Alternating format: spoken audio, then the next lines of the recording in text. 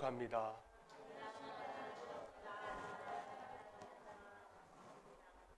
앞으로도 우리 한 번씩 해줄까요? 사랑합니다. 축복합니다.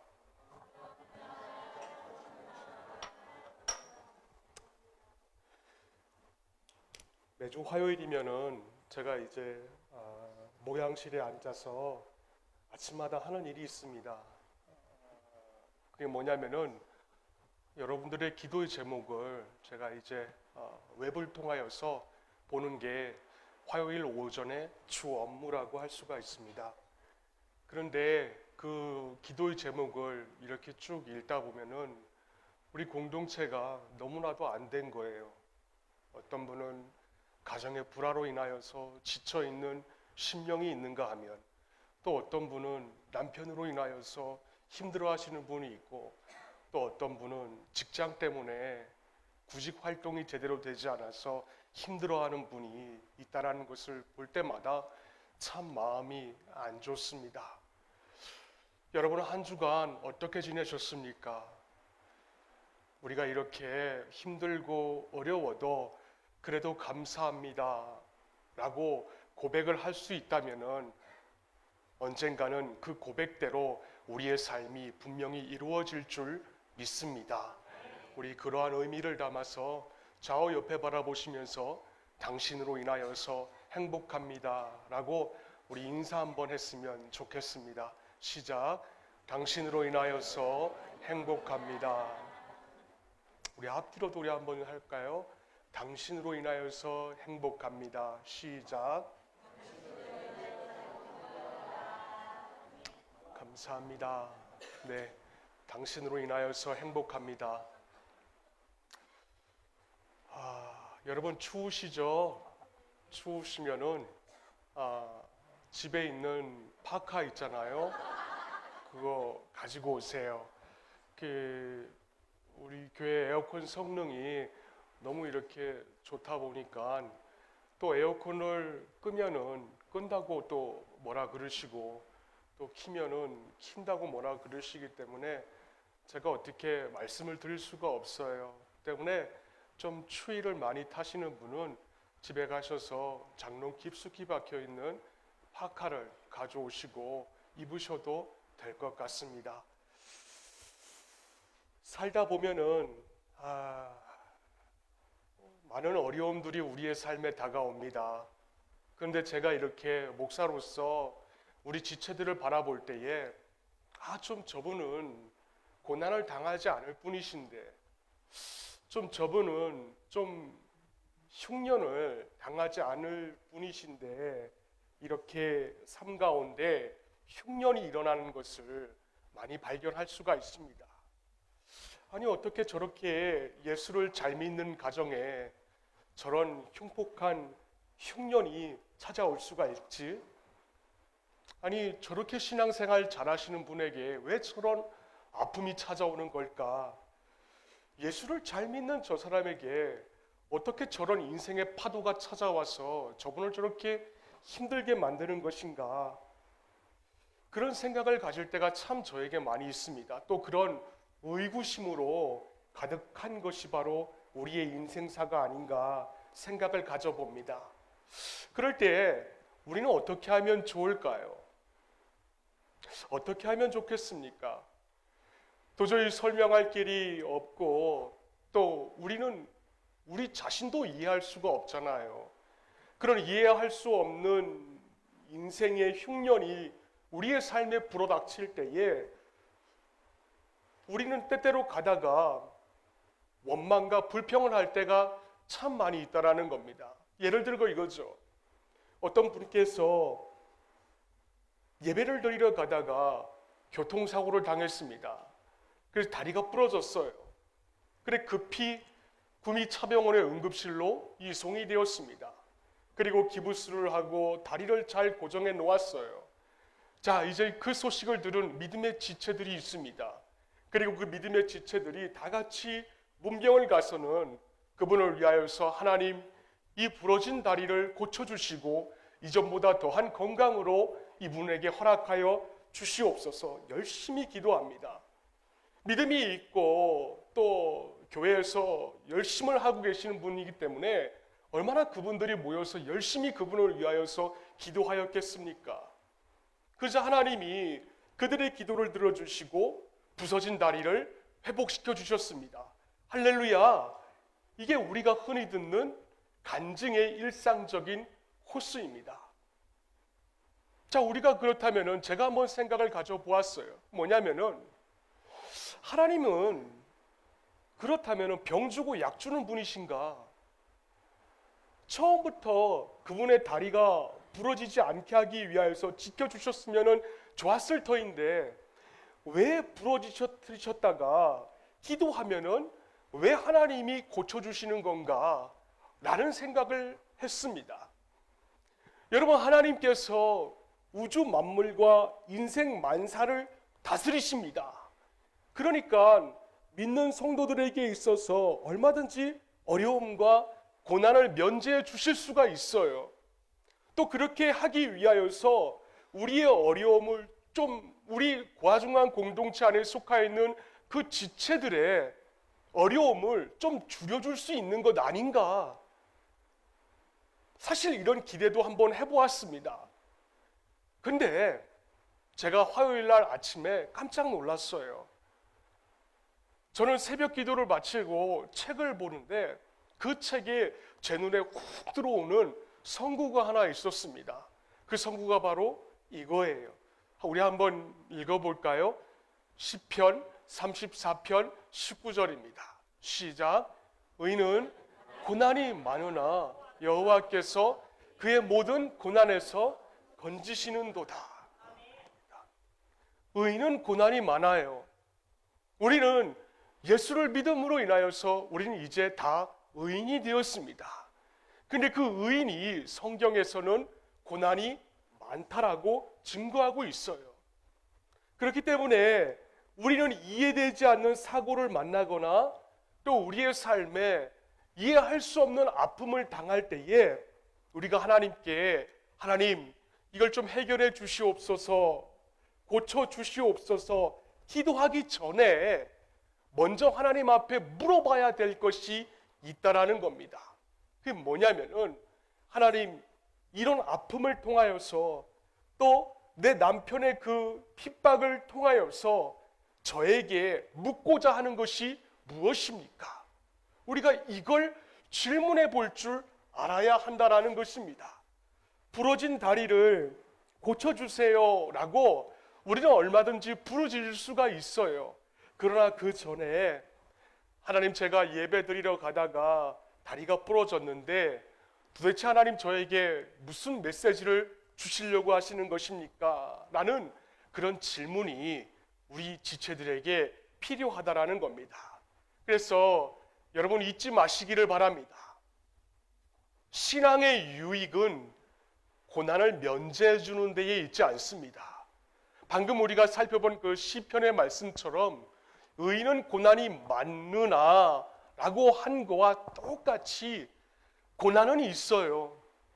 고난은 있지만은 중요한 것은 그것을 이기느냐 이기지 못하느냐 그것에 달려 있다라는 것입니다. 마치 이런 거예요. 언젠가 제가 TV 프로그램에서 해병대 특집 프로그램을 본 적이 있습니다. 그 해병대를 이렇게 훈련시키는 장면이었는데 육지로 상륙 중인 조그만 보트에서 그 훈련병들이 바다로 뛰어내리는 그런 혹독한 훈련이었어요. 시커먼 바다, 얼마나 두려움이 컸겠습니까?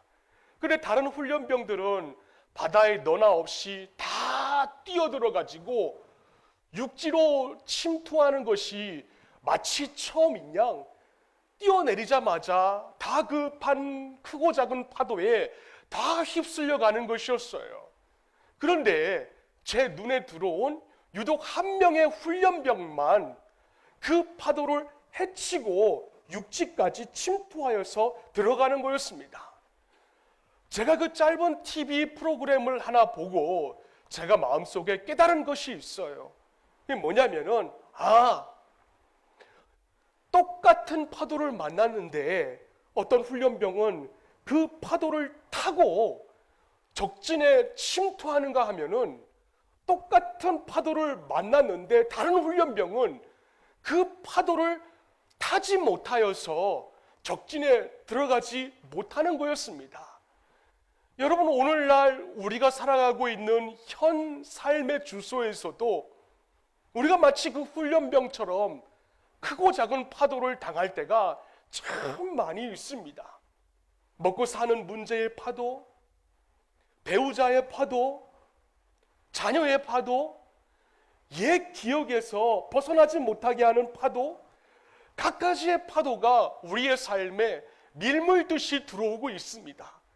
그런데 어떤 사람은 방금 전에 그 파도를 잘 타고 넘어간 그 훈련병처럼 그 인생의 문제를 넘어서 잘 타고 넘어서 목적지까지 도착을 한다라는 겁니다.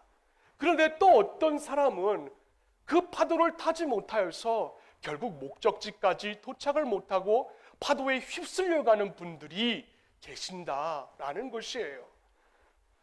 자, 그렇다면은 저도 그렇고 여러분도 그렇고 인생의 삶에 크고 작은 파도들이 다가옵니다. 그런 그 파도가 다가올 때에 우리로 하여금 파도를 잘 탈 수 있게 만드는 그 근원이 무엇이냐라는 거예요. 근원이 뭘까요?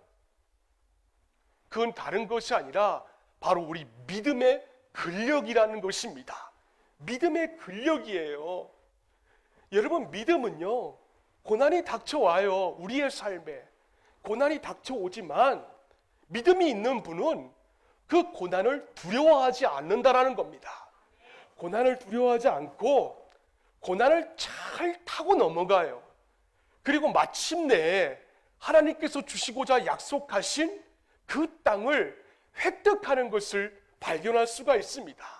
그러니까 하나님을 향한 전적인 믿음을 가지고 있는 지체들은 고난의 파도에 휩쓸려가는 것이 아니라 고난의 파도를 잘 타고 넘어가는 분이라는 것이에요. 오늘 설교의 주제가 바로 이겁니다. 저와 여러분이 믿음을 가지고 있는 지체로서 우리가 이 교회 밖으로 빠져나가면은 우리의 삶에 시시각각 다가오는 파도가 있지 않습니까? 그럼 그 파도를 우리가 좀 믿음을 가지고 좀 헤쳐나가자. 고난의 파도를 없게 해달라고 하지 말고 고난의 파도를 잘 타고 넘어가자. 그게 바로 오늘 설교의 핵심 포인트입니다.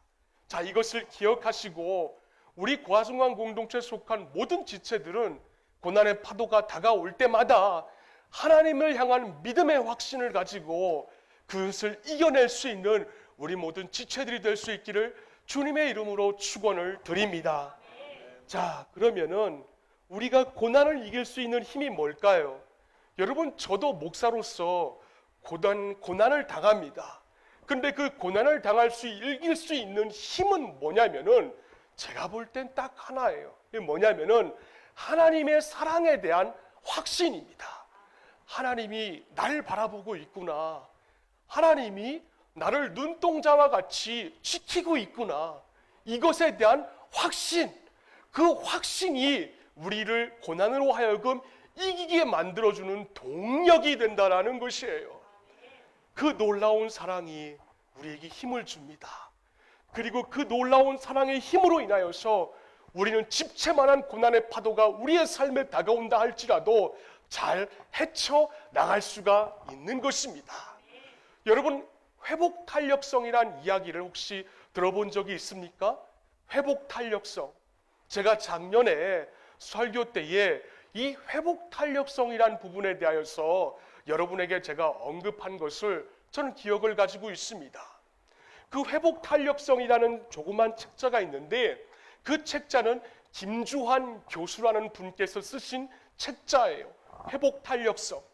자, 그 김주환 교수님께서 그 책의 회복탄력성에 대하여서 이렇게 정의를 하고 있습니다. 회복탄력성이란 뭔가? 자신에게 닥치는 온갖 역경과 어려움을 오히려 도약의 발판의 힘으로 삼는 것, 그것이 바로 회복 탄력성이다 라고 정의를 하고 있어요. 그 책을 읽다가 다른 곳에서는 그러면은 이 회복 탄력성을 어떻게 표현하고 있는가, 그게 궁금하여서 제가 구글에 접속하여서 인터넷 백과사전에서 한번 찾아봤습니다. 그랬더니 그 사전에서는 이 회복 탄력성을 또 이렇게 정의를 하고 있어요. 한번 들어보세요. 회복 탄력성이란 밑바닥까지 떨어져도 꿋꿋하게 다시 되튀어 오르는 능력, 그게 바로 회복 탄력성이다 라고 정의를 하고 있습니다. 그러면서 부연 설명을 이렇게 달아놓았어요. 물체마다 탄성이 다르듯이 사람에 따라 탄성이 다르다. 역경으로 인하여서 밑바닥까지 떨어졌다가도 강한 회복 탄력성으로 뛰어오르는 사람들은 대부분의 경우 원래 있었던 위치보다도 더 높은 위치까지 올라간다. 어떤 불행한 사건이나 역경에 대하여서 어떤 의미를 부여하느냐에 따라서 불행해지기도 하고 행복해지기도 한다. 정말 멋진 이야기 아닙니까? 원래 있었던 자리보다도 더 높은 자리까지 올라간다. 또 이 책 회복 탄력성에 대해서 이런 내용도 있습니다. 성공이라는 것은 실패냐 좌절이 없는 사람이 누리는 것이라기보다는 역경이 있고 시련이 있지만은 그 역경과 시련을 잘 타고 넘어가는 사람에게 주어지는 선물과도 같은 것이다. 그렇게 해놓고 있어요. 그러니까 회복 탄력성이란 인생의 고난이 닥칩니다. 고난이 닥칠 때에 주눅들지 않고 오히려 당당하게 극복하고 더 높이 도약하는 그 마음의 근력이 바로 회복 탄력성이라는 것입니다. 그런데 이런 힘이 바로 어디에서 공급되는가? 하나님의 사랑. 그 하나님의 사랑에서 공급되는 사실인 것입니다.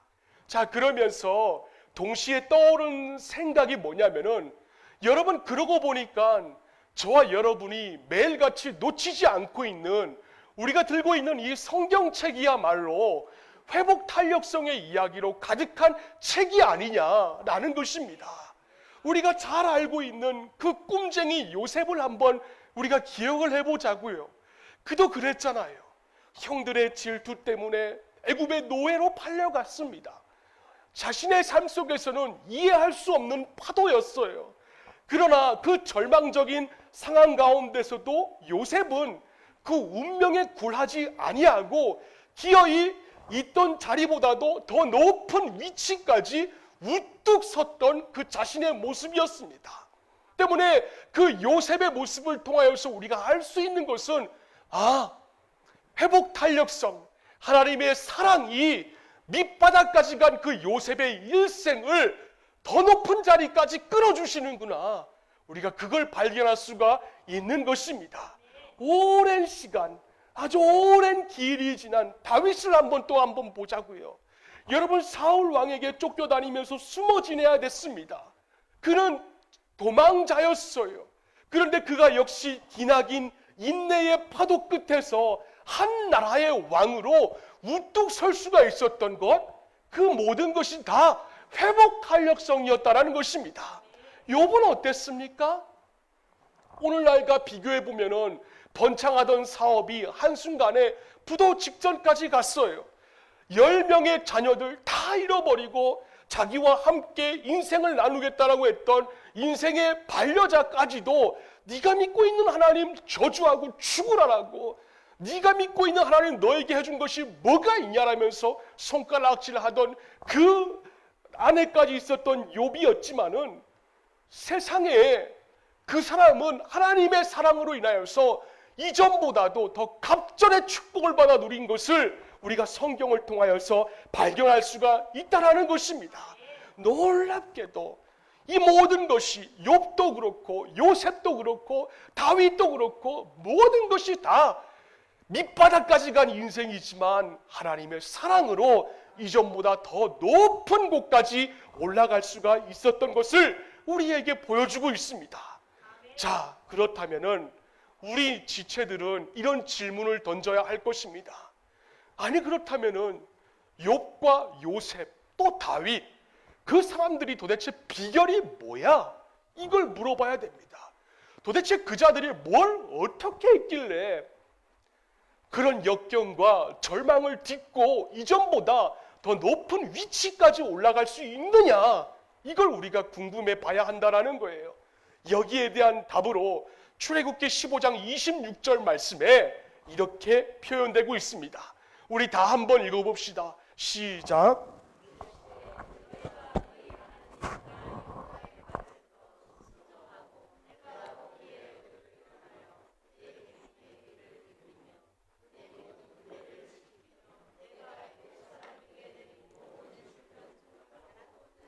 내리지 아니하나니 나는 너희를 치료하는 여호와임이라. 할렐루야. 하나님이 우리를 치료하는 여호와라고 그분을 소개하고 있습니다. 그 때문에 하나님은 우리를 치료하시어서 가장 밑바닥까지 간 그 인생을, 그 절망을 하나님께서 다시 치료하여서 다시 일어설 수 있도록 우리를 도우시는 분이라는 겁니다. 즉 우리의 회복 탄력성을 도우시는 분이 바로 하나님의 속성이라는 것이에요. 제가 이러한 진리를 여러분에게 어떻게 증명할 수가 있겠습니까? 바로 오늘 본문이 그분의 사랑, 그 하나님의 사랑에 대하여서 우리에게 증명하고 있습니다.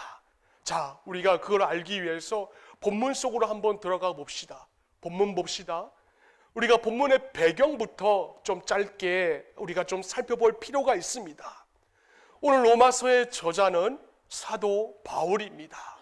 근데 그 바울은 당시에 사실은 로마 교회와는 직접적인 어떤 관련이 없었습니다.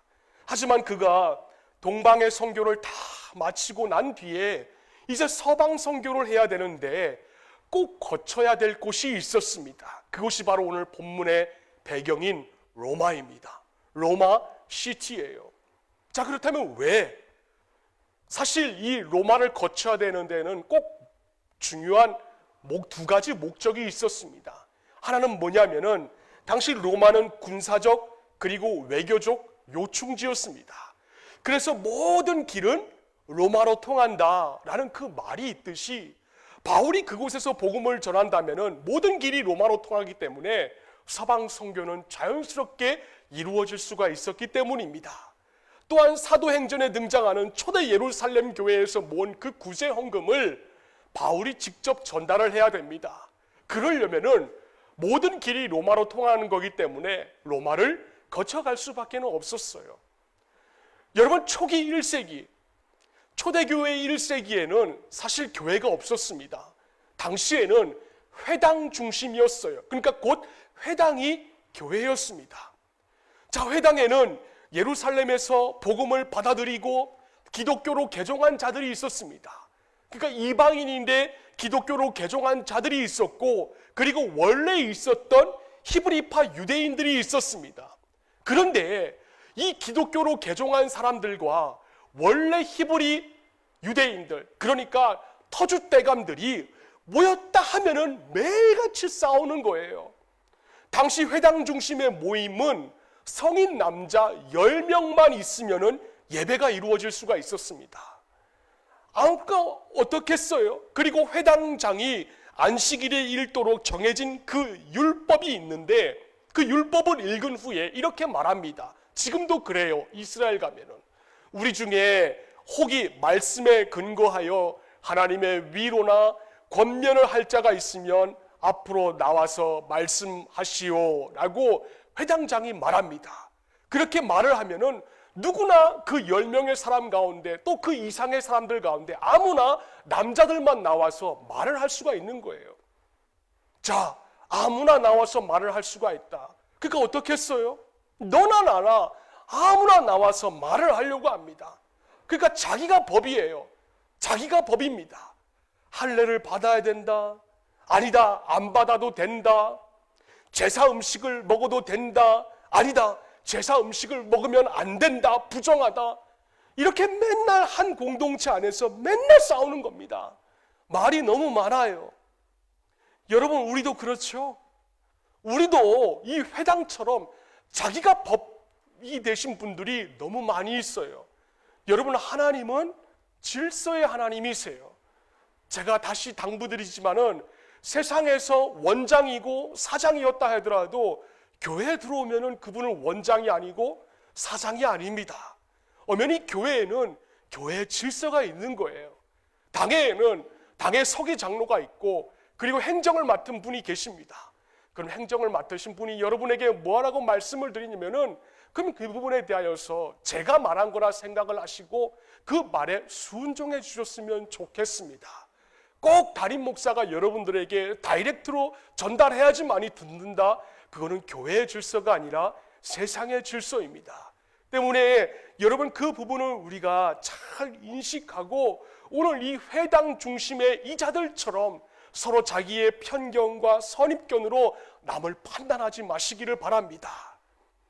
그 문제로 인하여서 이 회당의 로마 회당의 이 회당 중심의 이 예배 문제로 인하여서 결국 로마 사회의 온 사회적 문제로 대두되고 말았어요. 그러니까 교회의 문제가 사회의 문제로 전락이 되고 말았다는 겁니다. 그래서 결국 로마의 클라디우스 황제 때에 이 히브리파 유대인들이 로마에서 그만 추방되고 말았어요. 너무 시끄럽다는 이유로. 근데 문제는 황제가 죽고 난 다음이 바로 문제였습니다. 황제가 죽고 나자 쫓겨났던 히브리파 유대인들이 다시 로마 시티 안으로 들어온 거예요. 근데 상황을 보니까 이방인들 가운데서 개종한 유대인들이 더 많은 것을 보고 히브리파 유대인들이 또 싸우는 겁니다.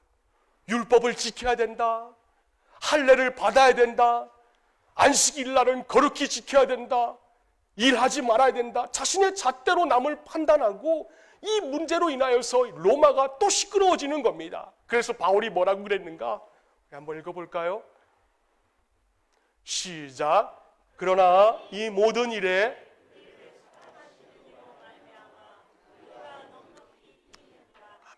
무슨 말씀입니까? 한마디로 이거예요. 하나님 우리를 사랑하신다.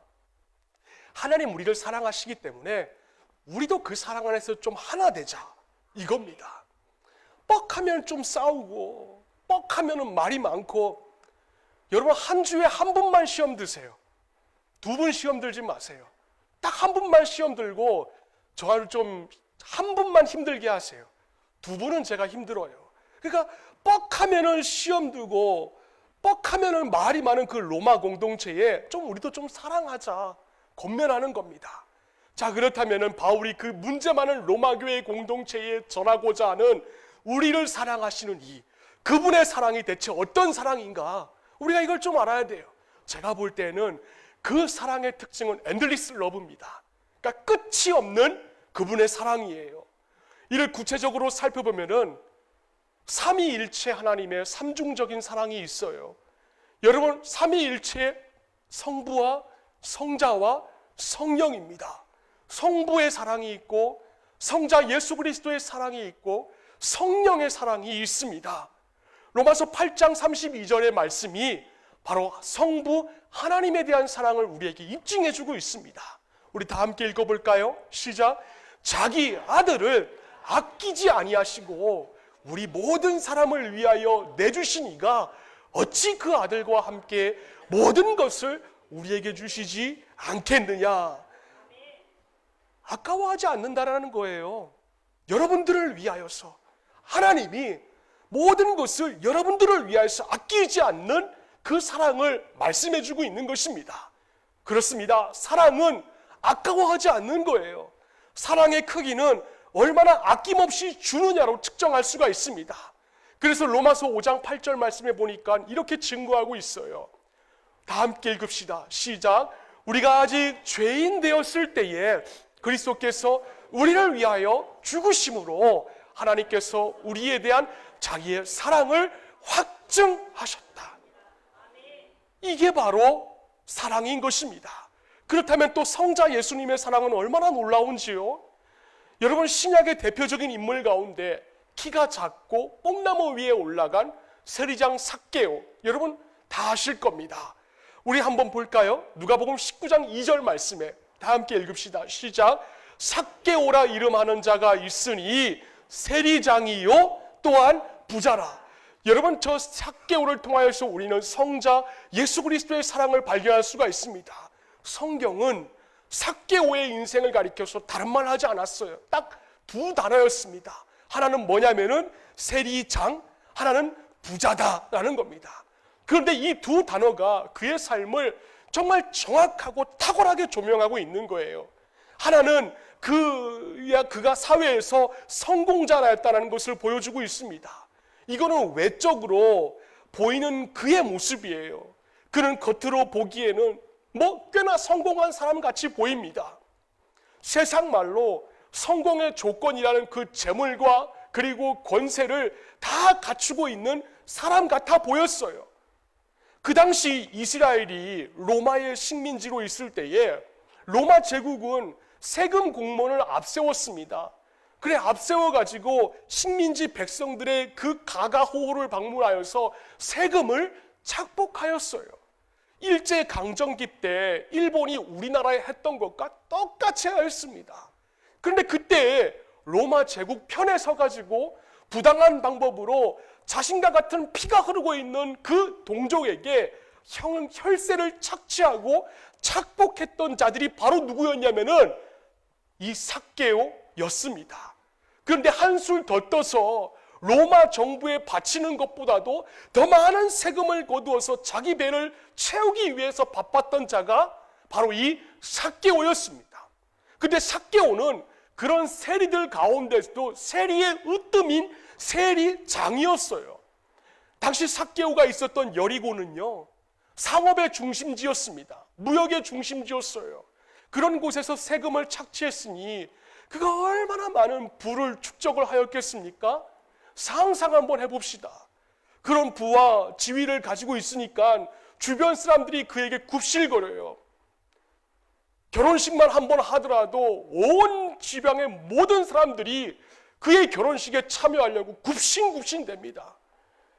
뇌물을 주든 아부를 하든 어떻게 해서라도 그에게 잘 보이기 위하여서 세금을 조금이라도 더 감면받으려고 사람들이 그 사람에게 줄을 서고 있어요. 그러니 겉으로 보기에는 여러분 삭개오는 권력 있죠. 그리고 사회에서 높은 자리에 앉아 있죠. 돈 많죠. 세상에서 말하는 성공의 조건들을 그가 다 갖추고 있는 거예요. 그런데 그의 내면은 어땠습니까? 왕따 삭개오였습니다.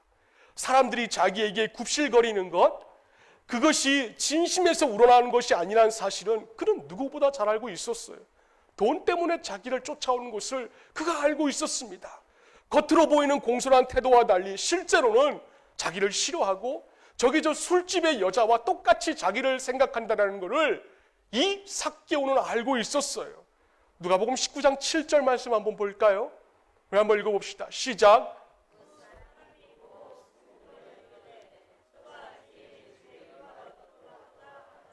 주변 사람들의 반응이 뭡니까? 수군수군 되었습니다. 제가 세리장이래. 제가 우리 집에서 얼마를 뜯어갔는지 몰라. 제가 로마에 붙어있는 자래. 저 사람은 술집 여자와 같은 사람이야. 그렇게 수군수군 되었습니다. 사람들이 이와 같은 반응을 보이면서 예수님을 비난했던 적이 또 있었어요. 사실은 바로 예수님이 창녀들을 상대하시면서 내가 그들을 위하여서 이 땅에 왔다라고 하셨을 때입니다. 그때도 자신의 잣대로 판단하려고 했던 이 바리새인들과 서기관들은 격분하면서 아니 당신이 어떻게 죄인들과 함께 있을 수 있느냐 그렇게 비난했습니다. 근데 지금 예수님이 삭개오의 집에 머문다고 하니까는 그 남을 판단하기 좋아하는 바리새인들과 서기관들 뿐만 아니라 모든 사람들이 다 모여서 뭐 하고 있습니까? 수군수군대고 있어요. 수군수군대고 있습니다. 이런 대우를 받던 사람이 바로 삭개오였어요. 이처럼 성경에서 삭개오를 묘사하고 있는 그 짧은 두 마디 세리장이고 부자였다라는 그 말 속에는 겉으로 드러나 보이는 삭개오의 화려한 모습과 동시에 그가 가지고 있던 내면에 뻥 뚫린 것 같은 그 깊은 공허함이 다 포함되고 있습니다. 그리고 주님이 그걸 아시고, 우리 한번 볼까요? 다 함께 읽읍시다. 시작. 예수께서 이르시되 오늘 구원이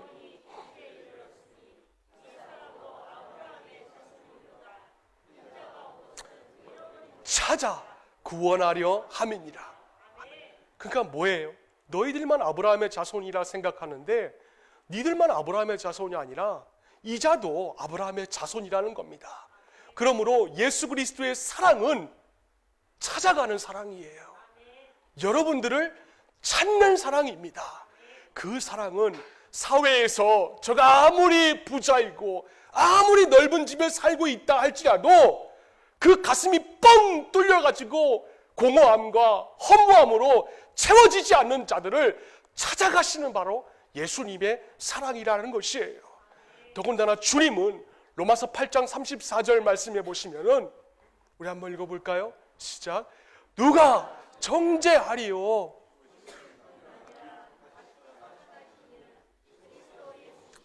그는 하나님의 우편에 계신 자요 우리를 위하여 간구하시는 자신이라. 아무리 속을 썩여도 여러분들을 위하여서 간구하시는 분이 바로 주님이라는 것이에요. 이건 성령님도 마찬가지입니다. 로마서 8장 26절 말씀해 보시면은 이와 같이 성령도 우리의 연약함을 도우시나니 우리는 마땅히 기도할 바를 알지 못하나 오직 성령이 말할 수 없는 탄식으로 우리를 위하여서 친히 간구하신다라고 하였습니다. 그분이 바로 성령의 사랑이라는 것이에요. 그럼 우리가 이러한 사랑에 대해서 어떻게 반응하면 좋겠습니까? 답은 간단해요. 여러분, 그 사랑에 대해서 추워도 흔들리지 마시기를 바랍니다. 그 사랑은 아들을 아낌없이 내어주셨고, 그 사랑은 여러분을 찾으시는 사랑이시고, 그 사랑은 아무리 무지한 자고 철없는 어린아이와 같다 할지라도 그 자녀를 위하여서 눈물로 기도하고 있는 예수 그리스도라는 것입니다.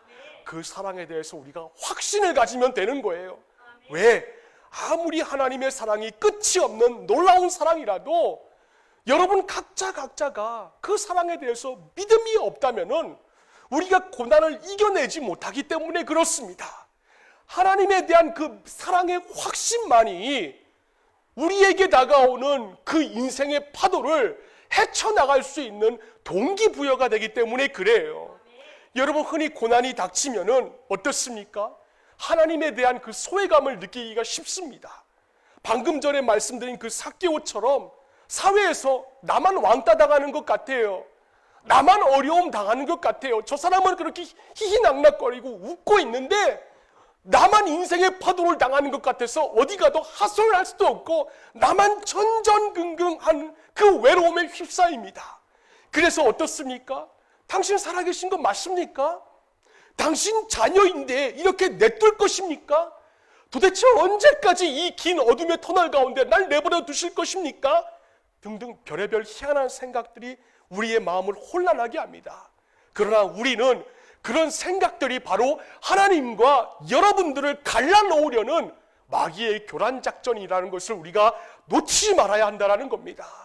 고난의 때에 혹시라도 그런 부정적인 생각이 들거든 예수 그리스도의 이름으로 단호히 물리치시기를 바랍니다. 우리에게 고난이 닥쳐오는 순간에도 하나님은 여전히 우리를 찾으시고 그분은 여전히 우리를 위하여서 눈물로 중보기도 하고 계시는 분이십니다. 고난 때문에 여러분 하나님의 사랑을 우리가 의심해서는 안 됩니다. 에레미야가 3장 33절 말씀해 보시면 주께서 인생으로 고생하게 하시며 근심하게 하심은 하나님의 본심이 아니라고 우리에게 증거해주고 있습니다. 영어 성경에 보면은 저 말씀 가운데 윙글이라는 단어가 있어요. 저 단어는 뭐냐면은 본심이 아니라는 거예요. 우리에게 있어서 고난을 주시는 것은 특별한 뜻과 목적이 있어서 하는 수 없이 하나님께서 허락하는 것이지, 하나님이 우리의 삶의 인생의 파도를 겪게 하는 것은 즐거운 마음으로 주시는 것이 절대 아니라는 것입니다. 그래서 바울이 이렇게 증거합니다. 로마서 8장 35절 말씀해 보시면 우리 다 함께 읽어봅시다. 시작. 누가 우리를 그리스도의 사랑에서 끊으리요? 환난이나 곤고나 박해나 기근이나 적신이나 위험이나 칼이랴.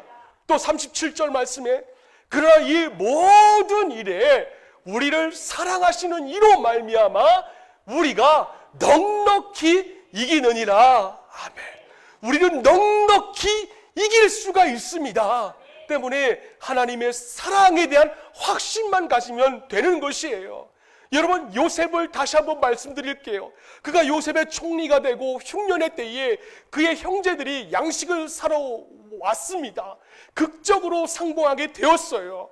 그리고 그 후에 야곱과 이스라엘이 애굽으로 이민을 갑니다. 그런데 세월이 흘러 야곱이 두려웠답니다. 혹시라도 요셉에 대한 그 구원을 못 잊고 보복할까 봐 요셉에 대하여서 염려했던 것이에요. 자, 그 소식을 듣고 요셉이 어떻게 반응을 하였습니까? 그가 형들에게 한 말인데 정말 위대한 신앙 고백입니다. 우리 한번 읽어볼까요? 시작. 당신들은 나를 해하려 하였으나 그것을 선으로 바꾸사 오늘과 같이 많은 백성의 생명을 구원하게 하려 하셨나니. 당신들은 나를 해하려 했어. 하지만 하나님 나를 사랑하시기 때문에 악한 일을 내 인생에서 선으로 바꾸시는 하나님이라는 겁니다. 여러분, 하나님 그런 분이세요. 악을 선으로 바꾸시는 분이십니다. 여러분의 삶 가운데 성경은 늘 이런 흐름이 반복이 돼요. 여러분, 악한 일이 욥에게 다가갔습니다. 그를 유혹하고 시험했어요. 욥은 그 때문에 몸부림을 쳤습니다. 하지만 하나님께서 가만두지 않으셨죠. 그분은 진리로 말씀하셨습니다. 결과는 욥기서 42장 10절 말씀에 그 욥의 말년의 인생이 어땠습니까? 우리 한번 읽어볼까요? 시작. 욥이 그와 친구들을 위하여 기도할 때에 여호와께서 욥의 공경을 돌이키시고 여호와께서 욥에게 이전 모든 소유보다 갑절이나 주신지라. 할렐루야. 하나님은 욥의 공경을 돌려주셨듯이 여러분이 하나님에 대한 사랑에 대해서 추후에 의심이 없다면은 이전보다 더 갑절의 것으로 채워주실 줄로 믿습니다. 자, 이제 여러분 차례입니다. 여러분 차례예요. 우리 가운데 남편의 외도를 알게 된 아내, 또 비열한 동료에게 투자금을 횡령당한 사업가, 하룻밤 사랑으로 임신을 하게 된 내 자녀, 이런 분들은 없을지라도 분명한 것은 누구나 다 상처를 피할 자는 아무도 없다라는 것입니다. 인생의 파도를 경험하지 않는 자는 아무도 없다라는 것이에요. 자신은 끄떡없다고 말합니다. 여러분, 호언장담하지 마시기를 바랍니다.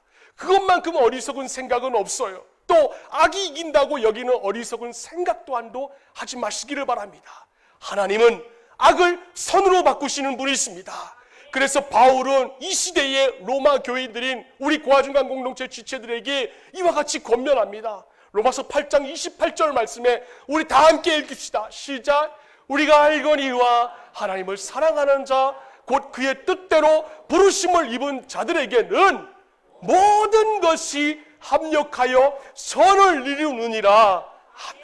모든 것, 이 땅의 모든 사람들, 모든 죄와 모든 관계, 모든 것이 여러분들을 위하여서 합력하여 선을 이루신다라는 것입니다. 닉 부이치치라고 제가 마지막으로 말씀드리겠습니다. 여러분 아실 거예요. 사지가 없는 중증 장애인. 지금 그는 세계 여러 나라를 순회하면서 사지가 없지만 복음을 증거하고 있는 전도자가 되었습니다. 선교단체인 사지 없는 삶의 대표로 활발히 활동하고 있어요. 사지가 없습니다. 다리가 하나 있긴 있지만은 없는 것과 매한 가지입니다. 그는 장애 때문에 자살을 여러 번 기도하기도 했습니다. 하지만 살아계신 하나님의 사랑을 경험하고 난 후에 그는 그 사지가 없는 장애에도 불구하고 모든 일에 능동적이고 적극적이 되었어요. 사지가 없습니다. 그런데 제가 동영상에서 봤는데 파도를 헤치면서 그 서핑 보드를 타면서 수영을 하며 넘나드는 그 모습을 바라볼 때에 얼마나 제 자신에게 감동이 된지를 모릅니다. 사지가 없습니다. 근데 드럼도 아주 잘 칩니다. 사지가 없습니다. 근데 컴퓨터 키보드도 아주 잘 치고 있어요. 사지가 없어요. 결혼해서 아이도 낳았습니다. 얼마나 놀라운 일입니까? 사지가 없는데. 한 번은 그가 LA에서 강연을 마치고 나오는데 이런 일이 있었습니다. 한 여인이 아기를 안고 그 닉 부이치치에게 다가왔다 그럽니다. 근데 그 아기를 놀랍게도 보니까는 닉 부이치치가 어렸을 때의 그 자신의 모습이 똑같다라는 겁니다. 그 아이도 두 팔과 두 다리가 없고 심지어는 왼쪽 발이 짧은 것까지 똑같다라는 겁니다. 근데 그 엄마가 간증을 했더래요. 뭐냐면은 아기의 장애를 고쳐보려고 전국의 용한 병원들이란 의사들을 다 찾아갔다고 합니다. 하지만 전혀 고칠 수가 없었대요. 그래 절망 가운데 있었는데 그래서 밤마다 하나님께 몸부림을 치면서 하나님 왜 다른 사람도 많은데 왜 하필 접니까? 눈물로써 고쳐달라고 기도했습니다. 그런데 기적은 일어나지 않았습니다. 그런데 그 여인이 이렇게 말하는 것입니다. 닉 부이치치 앞에 와가지고 자신의 사지 없는 그 아기를 안으면서 하나님이 오늘 저에게 기적을 보여주셨습니다. 저는 지금까지 내 아기의 팔다리가 자라서 온전한 육체를 가진 정상인이 되게 해달라고 기도했습니다. 그러나 오늘 닉 부이치치 당신을 보면서 팔다리가 없어도 행복한 사람이 될 수 있다는 것을 알았습니다. 당신은 바로 마이 미라클입니다. 나의 기적입니다. 팔다리가 없어도 행복한 그 닉 부이치치의 모습을 바라보면서 당신이야말로 나의 기적입니다라고 간증을 했더라는 것입니다. 저는 우리 고아중간 공동체에 속해 있는 모든 지체들이 방금 전에 그 여인처럼 여러분을 보고 여러분 자신의 모습을 바라보고 당신이 바로 나의 기적입니다라고 그런 고백을 들을 수 있는 여러분들의 모습이 될 수 있기를 바랍니다. 힘들고 어렵죠. 우리 고아중간 공동체 지체들을 생각할 때마다 정말 불쌍합니다. 안 됐어요. 마음이 너무 아플 때가 참 많이 있어요. 때로는 철이 없어서 어떻게 저럴 수가 있나, 어떻게 저렇게 생각할 수가 있나 라고 하면서도 다시 한편으로 돌아서면은 안 됐다, 참 불쌍하다, 마음을 참 어렵게 만드는 분들입니다. 그러나 그 인생의 파도가 여러분에게 다가온다 한다 할지라도 여러분 하나님이 여러분을 사랑하신다는 것은 절대로 잊지 마시기를 바라요. 하나님이 당신을 사랑하십니다. 그래서 여러분 흔들리지 마시고 이번 한 주간 동안 그 하나님의 사랑의 원동력을 얻어서 인생의 파도가 다가올 때마다 이겨낼 수 있는 우리 모두가 되기를 바랍니다. 기도합니다.